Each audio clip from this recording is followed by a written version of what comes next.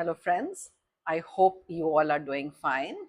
And as I had committed, I'm going to take the story of Mahabharat forward with its 18th episode.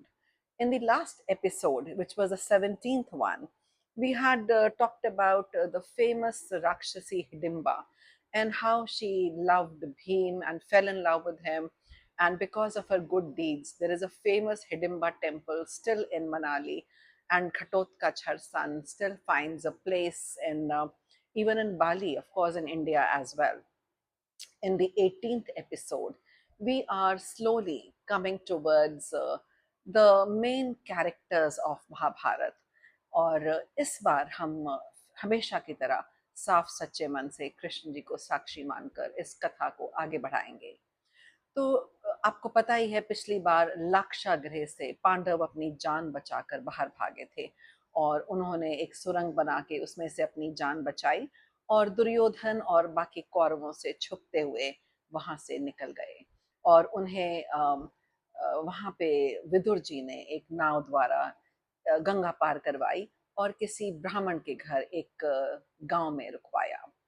तो कहानी को आगे बढ़ाते हैं और इस कहानी में आगे हम द्रौपदी के स्वयंवर की घोषणा भी बताएंगे कि कब हुई। तो व्यास जी ने लाक्षागृह के बाद कुंती और पांडवों को एक ब्राह्मण के घर ठहराया। उस एक चत्र नगरी, नगरी का नाम था, में बकासुर नाम के राक्षस का बहुत भय था। सब उससे डरते थे और वो लोगों को बारी बारी नंबर लगा के खाने के लिए बुलाता था। वो सबकी बारी से उनको बुला के उनको मार कर खाता था। जब उस ब्राह्मण के पुत्र की बारी आई तो उसकी जगह भीम ने कहा कि मैं जाकर उसका वध करूंगा। वैसे तो ब्राह्मण परिवार ने बहुत मना करा, पर भीम ने कहा कि मैं ये कर सकता हूँ। और इस तरह उन्होंने बकासुर को मार के उस ब्राह्मण परिवार का ऋण उतारा, क्योंकि उन्होंने उनको अपने घर शरण में रखा था।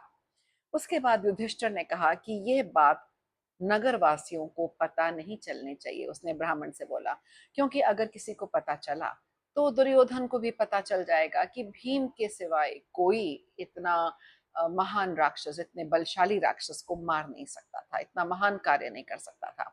तो वो समझ जाएंगे कि भीम का काम है और दुर्योधन को उनके जीवित होने की खबर मिल जाएगी। तो कथा आगे बड़े रोचक स्थान पर आ गई है और आगे बढ़ते हैं। तो वैशंपायन जी ने जन्मेजय को बताया कि उस ब्राह्मण परिवार ने उन्हें बताया कि द्रौपदी का स्वयंवर होने वाला है।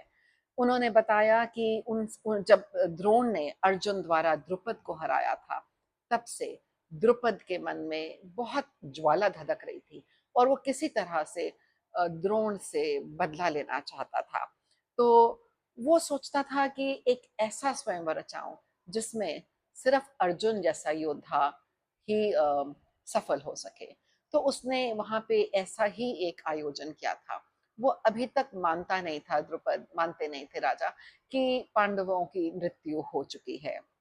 तो द्रुपद जो है वो एक उपयाज नाम के ऋषि के पास गए थे। जब द्रुपद ने उनको बहुत चिंता हुई कि द्रोणाचार्य ने उनको हरा दिया, तो उन्होंने सोचा कि मैं कोई ऐसा काम करूं जिससे मैं द्रोणाचार्य को हरा पाऊं। तो उसके निवारण के लिए वो एक उपयाज नाम के ऋषि के पास गए और उनसे प्रार्थना की कि ऐसा यज्ञ करवाइए जिसमें मेरे यहाँ द्रोण को मारने वाला पुत्र जन्म ले। एक महान यज्ञ का आयोजन हुआ और उसमें से अग्निकुंड में से दिव्य कुमार आया और वो द्रोण के मारने के लिए ही उत्पन्न हुआ था, क्योंकि यज्ञ का प्रयोजन ही वही था। ये बालक बहुत ढीठ था, असहिष्णु था, इसीलिए उसका नाम धृष्टद्युम्न रखा गया। तो धृष्टद्युम्न का जन्म ही दुर्योधन को सबक सिखाने के से ज्यादा द्रोणाचार्य की मृत्यु के लिए किया गया था। तो उस अग्निकुंड से एक सर्वांग सुंदरी भी उत्पन्न हुई, जिसके विशाल नेत्र थे, श्याम वर्ण था, घुंघराले बाल थे, लाल ऊंचे नख थे, उभरी छाती और धनुष जैसी भौहें बहुत सुंदर थीं। उसके शरीर से एक सुगंध आती थी और ऐसी सुंदरी पूरे विश्व में कहीं नहीं थी। और यहाँ पे उन्होंने उसे श्याम वर्ण का बताया है और फिर भी बहुत सुंदर बताया है। इसका मतलब जो हमारे यहाँ कॉम्प्लेक्शन का बायस है, फेयर एंड ब्यूटीफुल, वो तब नहीं हुआ करता था। तो उसके कृष्ण वर्ग की वजह से भी उसका नाम, वर्ण की वजह से भी उसका नाम कृष्णा पड़ गया। और पंचाल राजा की पुत्री थी तो पंचाली, और द्रुपद की पुत्री थी तो द्रौपदी भी कहलाई जाती थी। तो पंचाल नगरी की पुत्री पंचाली, द्रुपद की पुत्री द्रौपदी, और कृष्ण वर्ण की होने की वजह से कृष्णा। आश्चर्य ये था कि द्रोणाचार्य ने धृष्टद्युम्न को भी शिक्षा दी, जबकि वो अच्छी तरह से जानते थे कि यज्ञ की अग्नि कुंड से इसका तो जन्म ही उन्हें मारने के लिए हुआ है। पर ये उनकी महानता थी उन दिनों के आचार्यों की। उन्होंने सोचा, जब ये लिखा ही हुआ है विधि में, मैं टाल नहीं सकता, तो शिक्षा क्यों ना दूं। कि वो उन्होंने इसको विधि का विधान समझा। इस समय व्यास जी पांडवों से मिलने के लिए गए और उन्होंने उन्हें द्रौपदी के पूर्व जन्म की कथा सुनाई। व्यास जी के जाने का प्रयोजन था कि वो पांडवों को बताएं कि द्रौपदी 5 पतियों की पत्नी बनेगी, और उन्हें आगाह करना चाहते थे कि उन्हें इस चीज को स्वीकार कर लेना चाहिए।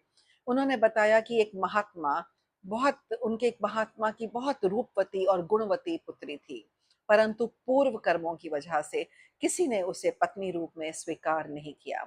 उसने भीषण तपस्या की और शंकर जी ने उसे वर मांगने के लिए कहा।